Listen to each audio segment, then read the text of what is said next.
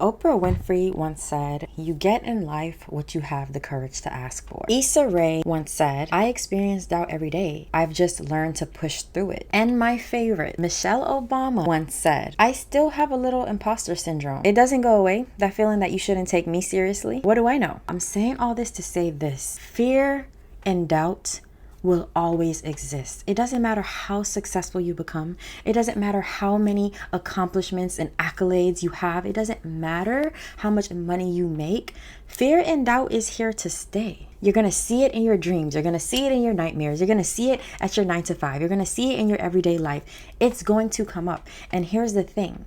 You're either letting it control you and rob you of the things that you say you want, or you learn to manage your mind around it. In this video, I'm going to tell you exactly how to do all the things you say you want to do. Create the life that you say you want, despite the fear and the doubt that you feel. Hello and welcome back. My name is Juditha. I am your mindset coach. I am your dream life advocate. On this channel, we talk about your doubts, your fears, your insecurities, the imposter syndrome, all of the things that matter when you're trying to create your dream life, because I'm trying to do the same thing. So trust me when I say that I get it. Today, we are going to talk about how to take action when your brain is full of fear and doubt. Because like I said, these things might never go away. And I can relate to this so much because when I first decided that I wanted to be an entrepreneur, when I decided that I wanted to take a path to success that I have not seen anyone in my family take before, right? I had no idea what I was doing. The first things that came up is the doubts and the fears. Like, why do I think I can do this? Like, who am I? My life at the time felt so small compared to the dreams that I had. And in my head, all I could think about is how the fuck am I gonna get here to over there? Like, how am I gonna make that leap? And like, all the excuses came up, all the reasons why I shouldn't try, all of it came up. So I was waiting to feel ready. I was waiting for the right time. I was waiting for the courage. Like, I was just waiting for that confidence that I needed to get started. And then one day I woke the fuck up and I was like, hold on. I've been waiting for the courage for a while now and it still hasn't showed up. I've been waiting for the fears to go away. No matter how many affirmations I say, that shit is still there. The doubts are still there. And then I realized, oh wait, like all of that doesn't come until after I take action. Like, the only way I become resilient is when I fall the hell down, is when I fall down on my face. The only way that I become confident is when I do the things that I have fear of doing. And then I show my brain that I didn't die and that I'm going to survive. Like, the only way that I build courage is by doing the things that literally shake me to my core, that make me feel so afraid. Like, that is the only way I come out as being that version of me. I have to be willing to sit in the discomfort of my fears, of my doubts, and do the thing anyways. So you might be going through something similar where you have these goals, you have these dreams. You might want to tear down your whole life and just build a whole complete new way of like being, a new reality. But you have fears, you have doubts, right? When it comes to starting over, when it comes to quitting the thing that everyone thought that you loved to do, like, you might have fears, you might have doubts. Your brain is going to offer you all of the excuses in the book. And when you don't know how to manage your mind, you're going to believe it. And I want you to know that the life that you want is outside of your comfort zone, okay?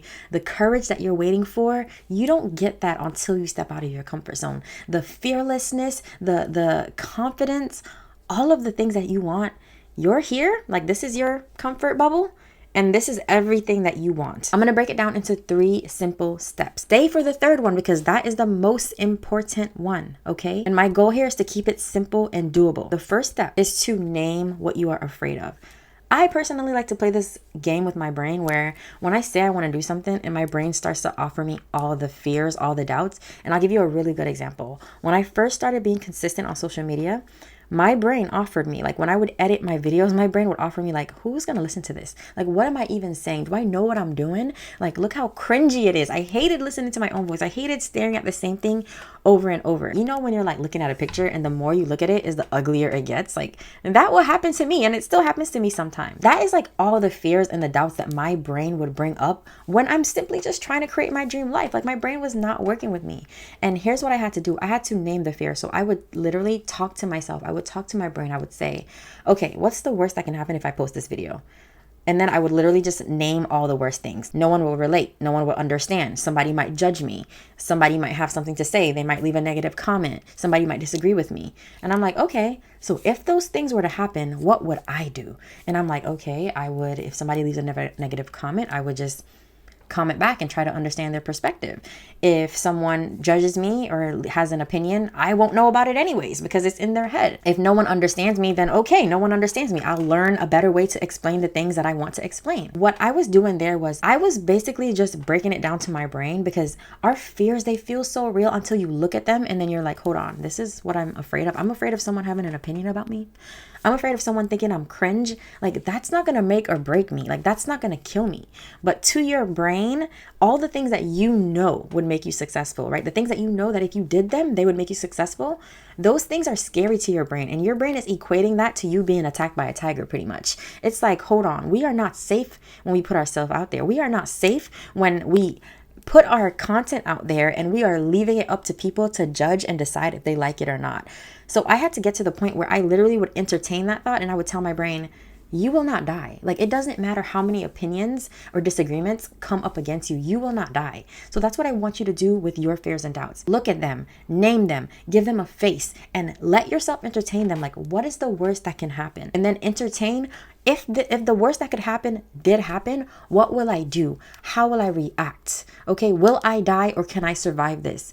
You just have to be very logical with your brain, very logical with your fears so that they don't take over your life. Okay, so that's the first thing that I want you to do. Now, the second thing is to ask yourself, what would I do if I didn't believe this was true? One of my earlier videos is called What Would I Do If I Just Didn't Care? And it kind of plays off of this concept of like, we care too much about what other people might think. We care too much about these fears, which might not even happen. Like the things that you are afraid of, 9 times out of 10, they probably won't even happen. So ask yourself, what would I do if I actually didn't fear this thing? Because that is what you need to do, right? If you knew that if you didn't fear what other people would say, you would start a business, you would start creating content, you would quit that job and go find another one, you would drop out of school and pursue another career, or you might go back to school to get another degree. Like, whatever it is, ask yourself, what would I do if I didn't have fear around this? Because then you'll know, like, damn, am I really leaving it up to other people to decide what I want to do with my life? Am I really going to allow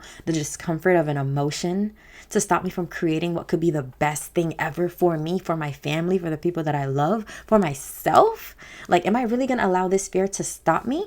Because when you put it like that, when you feed your brain the right questions, the right answers come out, right? The logical solutions come out, and then you can then make a real decision on whether or not this is a thing that you want to do, right? Whether or not, is it fear that is stopping me, or is it that I really just don't want to do this thing? Or is it that I really just don't feel like it is the right time? Okay. So again, ask yourself, what would I do if I did not fear this thing? If I did not fear the outcome, if I did not have a fear of it possibly not failing or working out? Because, and this is something that I tell myself all the time, just as likely as it is to not work out, right? There's a 50% chance that you might fail, but there's also a 50% chance that you might succeed. Which one do you want to entertain? Now, the third one, right? And like I said, this is going to be so important, right? Because when you have a big dream, when you have goals, when you're trying to change your life, you have to do it slowly. Because if you tell your brain, if you try to feed your brain the picture of the end result, your brain is going to offer, how the hell are we going to get there, girl? Like, how the hell are we going to get there? It doesn't feel possible. So the third step is to take micro steps. I mean, the smallest steps. And a good example of this is, if you want to become like someone who reads more, I always tell my clients, start by reading 1 sentence a day. And they laugh because it's like, 1 sentence a day. Like, what is that? Is so easy. That's the point. You want to give yourself the smallest thing where it feels kind of laughable, right? It kind of feels like, if I don't do this thing, like, I would actually be disappointed in myself, right? So it doesn't matter what it is you want to do. If you have a goal to start a business, what is the very first thing that you can do?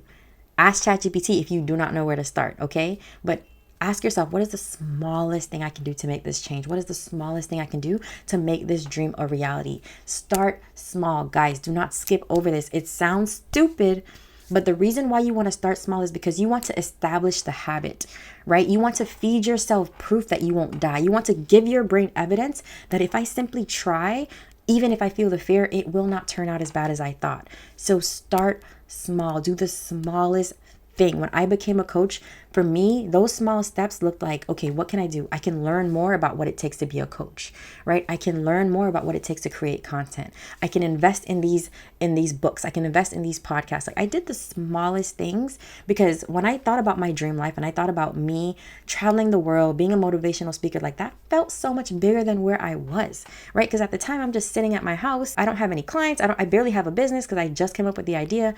It's going to feel really big at first, but I just asked myself, what can I do now? And now look at me. Now I am a paid coach, y'all. And I didn't believe this was possible. And that's probably how your fears and your doubts will make you feel in the beginning. But just ask yourself, what is it that I'm currently doing or that I have done that once felt impossible? And I got over it. I got through it. I did it. And it wasn't even as scary as I thought. Okay, so those are the 3 things that I really want you to do to manage your brain around your fear and doubts. And the last thing I want to leave you with is this. You are going to have to push through no matter what. Okay, you cannot allow your fears and your doubts to run the show. They're going to be there. They're going to exist. But you have to develop this inner relationship with yourself where you can ask yourself, like, I understand, or not even ask yourself, where you can talk to yourself and you can say, I understand that I am afraid. I understand that I don't want to fail. I understand that shit could go wrong. I understand.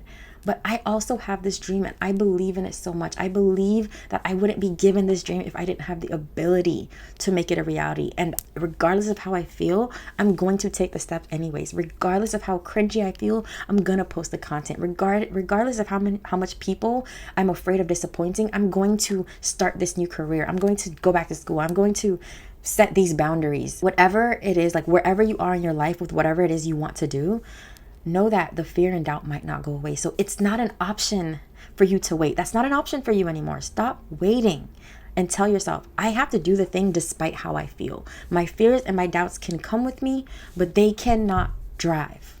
Okay? That is it for today's video. If anything I said resonated with you, I want you to do 2 things. I want you to like this video, and then I want you to hit that subscribe button. And now, ladies, I have something for you.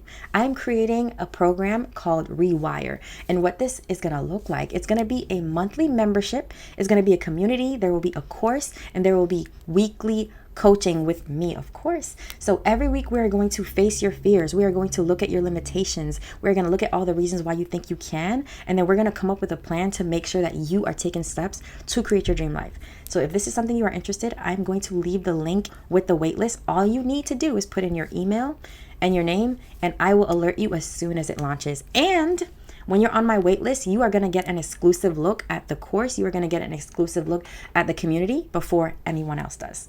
Okay, so again, the link is going to be in my description box so you can get your name on that waitlist. That is it for today. Until next time, I will see you guys on the next one.